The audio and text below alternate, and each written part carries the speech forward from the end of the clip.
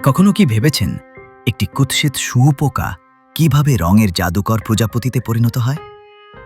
প্রকৃতির এই রূপান্তর সত্যিই বিস্ময়কর। প্রজাপতির জীবন শুরু হয় একটি ক্ষুদ্র ডিম থেকে।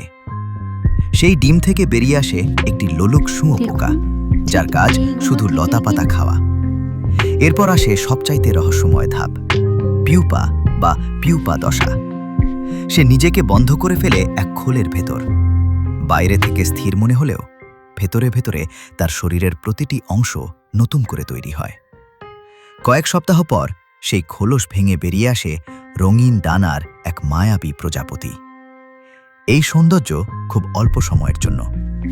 বেশিরভাগ প্রজাপতি মাত্র 2 থেকে 4 সপ্তাহ বাঁচে। প্রজাপতি আমাদের শেখায় পরিবর্তন কঠিন হতে পারে, কিন্তু এর শেষটা হয় অসম্ভব সুন্দর। প্রকৃতির এমন আরও রহস্য জানতে আমাদের সাথেই থাকুন।